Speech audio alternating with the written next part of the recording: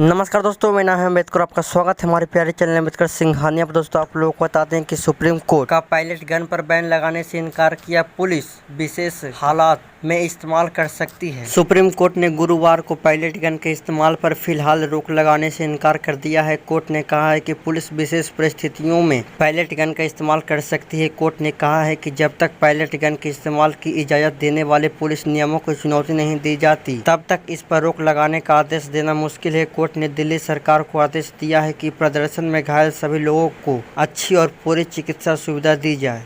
पूर्व आईपीएस अधिकारी यशोवर्धन आजाद, प्रशांत कुमार सिंह और शेख इरशाद मंसूरी दोनों पीड़ित ने याचिका में पायलट गन पर बैन लगाने की मांग की तो उन्होंने दावा किया था कि 20 जुलाई को संसद मार्च में रैपिड एक्शन फोर्स आरएएफ ने छात्रों पर पायलट गन चलाई थी। सीजेआई सूर्यकांत, जस्टिस जयमाल्या बगाची और जस्टिस बी मोहन की बेंच ने पायलट गन के इस्तेमाल से जुड़ी गाइडलाइन पर केंद्र सरकार से जवाब मांगा है। साथ ही केंद्र से कहा है कि जंतर मंतर पर प्रदर्शन के दौरान तैनात आरएएफ के हथियारों और गोला बारूद के इस्तेमाल का पूरा रिकॉर्ड सुरक्षित रखा जाए। पुलिस रैपिड एक्शन फोर्स ने लाठीचार्ज किया, आंसू गैस के गोले छोड़े, पथराव भी हुआ था। इस दौरान पायलट गन भी छोड़ा गया था। इस दौरान 20 जुलाई को पुलिस और प्रदर्शनकारी घायल हुए थे। 100 से ज्यादा लोगों को चोट आई थी। अब जान लेते हैं भारत में पायलट गन को लेकर क्या नियम है। दोस्तों, आप लोग को बता दें, भारत में पायलट गन के इस्तेमाल विशेष परिस्थितियों में काफी तनावपूर्ण के रूप में पुलिस कर सकती है। जैसे कि भारत में पायलट गन का पूरी तरह बैन नहीं है, लेकिन इसके इस्तेमाल के लिए गृह मंत्रालय के दिशा निर्देश के तहत जम्मू कश्मीर पुलिस और अन्य कानून प्रवर्तन एजेंसियों ने स्टैंडर्ड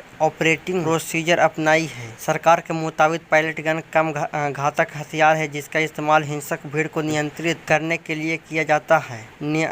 नियमों के मुताबिक कानून व्यवस्था बिगड़ने पर पुलिस पहले कम नुकसान पहुंचाने वाले दूसरे तरीके अपनाती है। अगर उनसे भीड़ काबू नहीं हो आती तो तभी आखिरी विकल्प के तौर पर पायलट गन जैसे कम घातक हथियारों का इस्तेमाल किया जा सकता है। गृह मंत्रालय ने कहा है कि पायलट गन का इस्तेमाल सिर्फ उतना ही किया जाए जितना हालात को काबू करने के लिए जरूरी हो। कार्रवाई के दौरान आम लोगों और सुरक्षा कर्मियों की सुरक्षा का पूरा ध्यान रखा जाए। इसके लिए जवानों को खास प्रशिक्षण भी दिया जाता है ताकि हथियार का इस्तेमाल नियमों के अनुसार और कम से कम नुकसान के साथ हो। अब जान लेते हैं पायलट गन के बारे में पूरी विशेषता। इसकी खतरनाकता की बात करें तो कम घातक माना जाता है, लेकिन पूरी तरह सुरक्षित भी नहीं है। इसमें एक साथ 400 से 500 छर्रे निकलते हैं। नजदीक से चलाने पर गंभीर चोट लग सकती है। आँख, चेहरा और गर्दन पर लगने पर सबसे ज्यादा खतरा होता है। भारत में पहली बार पायलट गन का इस्तेमाल 2010 में जम्मू कश्मीर में भीड़ नियंत्रण के लिए शुरू किया गया था। फिर 2016 में